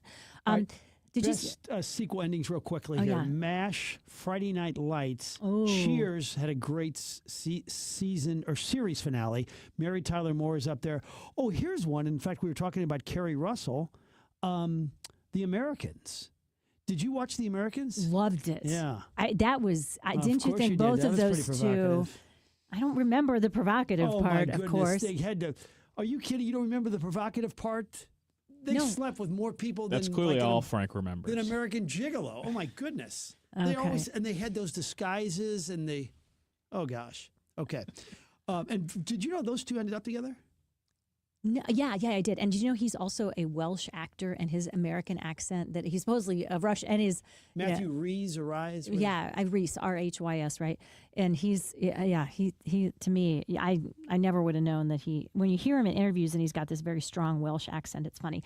Also from the 314, I loved the ending of Boston Legal with William Shatner and James Spader. I remember that. I think I was interested in this article. It caught my eye, I have to admit, today from Travel and Leisure. The city has the worst bed bug problem with the most hotel infestations. And if you're traveling to Chicago, top of the list that nobody wants to be on top of. Chicago claims that they're just more strict and have better reporting than other cities, but still, that's my question though. Do you, every time you go into a hotel, do you do the check to check for bed bugs? I don't. I do. I think it's a good idea. I've had a couple friends like on everything from like traveling sports with their kids or college trips that ended up with coming home with bed bugs. And it's a nightmare. Maybe you ought to stop staying at those, micro hotels that you stayed at. Well, I'm sorry that sometimes some of us need to stay at Comfort Inns, but you know what? Those are good.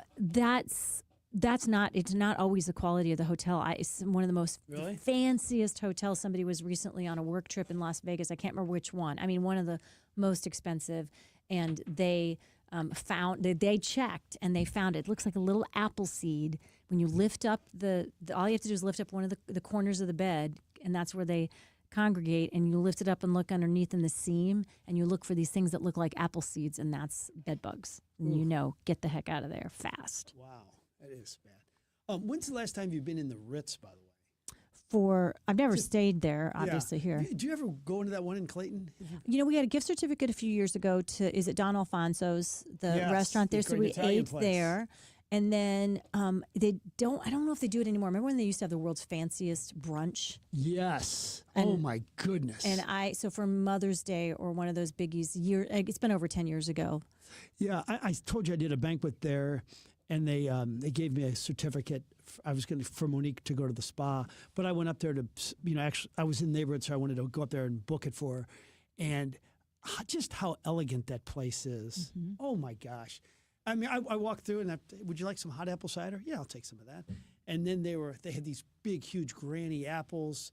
They had up at the spa, they had these humongous oranges. I'm just like eating everything. It was like I was there for 5 minutes. I had lunch, but it's so elegant and so beautiful. That Mr. place Guzmano, this is the third time you got your wife a new gift certificate this week. Oh, really? Munch.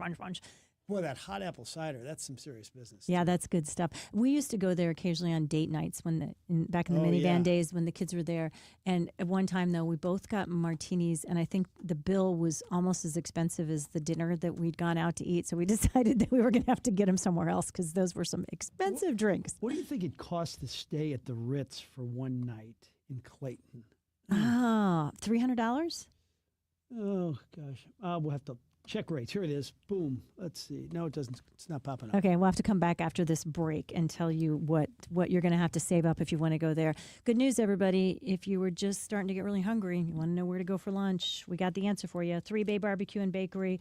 Always a home run. Always delicious items. They do such a good job of having classics that you're just going to absolutely love. The smoked meats, the turkey is out of this world, the saucy rib sandwich, so many favorites, but they also have the most intriguing and fun and innovative steak sandwiches, and they test stuff so well.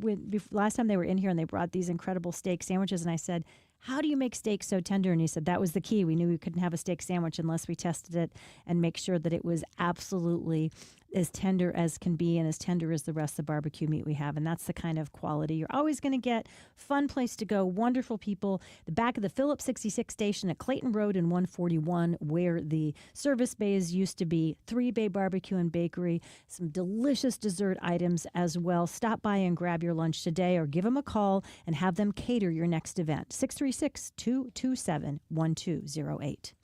John Beal Roofing has been proudly serving homeowners and businesses in the St. Louis metro area on both sides of the river in Missouri and Illinois for over 3 generations. A dependable roof begins with a team you can count on, and that's exactly what you get with John Beal Roofing. Recognized as one of Roofing Contractor Magazine's top 100 roofing companies, John Beal Roofing offers 24/7 emergency service and industry-leading warranties, including a lifetime workmanship warranty for total peace of mind. From upgrading an aging roof or completing a full replacement, the team at John Beal Roofing delivers solutions that are built to code, built to last, and handled with expert care. John Beal also responds quickly with reliable storm damage services backed by decades of experience and 24/7 emergency support. Get started today for expert service and a free, no obligation estimate by calling 1-800-NEW-ROOF. That's 1-800-NEW-ROOF. We are here with the man, Ryan Raphael. He's the Medicare man of St. Louis. Ryan, one of the biggest misconceptions about Medicare when people reach the age of 65 is if they don't sign up at age 65, they get penalized. So really what happens is when people are approaching 65, they get all the literature and things coming at them that looks like they have to do something. If somebody is working, they really do not have to sign up for Medicare as long as they're part of an employer of 20 or more employees and they can take it out down the road and not pay penalties. So if you're over the age of 65 and you have not signed up for Medicare, there's no penalty. There's no reason why you can't do it at age 65, 66, or 67, That or is 70. correct. Yep. That is Ryan Raphael. If you're approaching 65 and you have questions about Medicare, he is the man. The Medicare Man, STL.com, 314-368-6808, Ryan Raphael. And if you don't trust me, trust my nanny. My nanny says he's the best. Ryan Raphael, the Medicare Man, MedicareManSTL.com. I'm Mark Miller, owner for a Miller Furniture and Mattress, your home for quality American-made furniture since 1927. We offer the largest selection of Amish-made furniture in the St. Louis area, plus quality living room furniture from Flexsteel and Smith Brothers. We carry top-quality mattresses from world-famous brands like Tempur-Pedic, Stearns & Foster, and Chatham & Wells. Shop our Belleville, Fairview Heights, Lake St. Louis, and Ellisville showrooms. At Miller Furniture, we put the family in furniture. My friends at Neighbors Credit Union are rolling out a new account. The new Debit All Day account is designed for the way you pay today. Debit All Day is a checkless checking account featuring a Neighbors Visa debit card, the convenience of online and mobile banking, and access to your direct deposits up to 2 days early. If you're looking for a no-fuss account to make managing your money simple, safe from overdrafts, and free of fees, Debit All Day is for you. Open your Neighbors Credit Union Debit All Day account online today at neighborscu.org.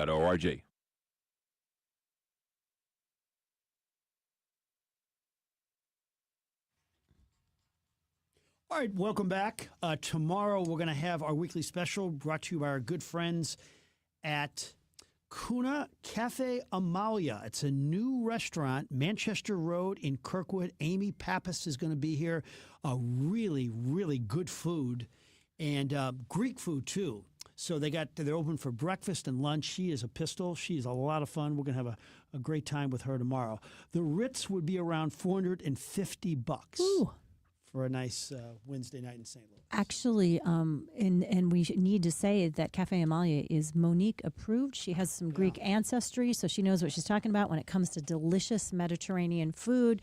So once we heard that, I'm very, very glad you invited them to come in. What's coming up on the Press Box tonight? Press Box will be a really rotten show. We'll have Charlie Tuna and Andy Strickland. I say sarcastically, they're my good buddies, and we're going to be hitting all the major topics on the slop, on the control option press box.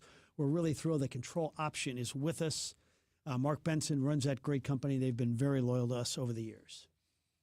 All right, that'll do it for this edition of the program. The Carney Show coming up next. We will take a break, and we will be back in 22 hours.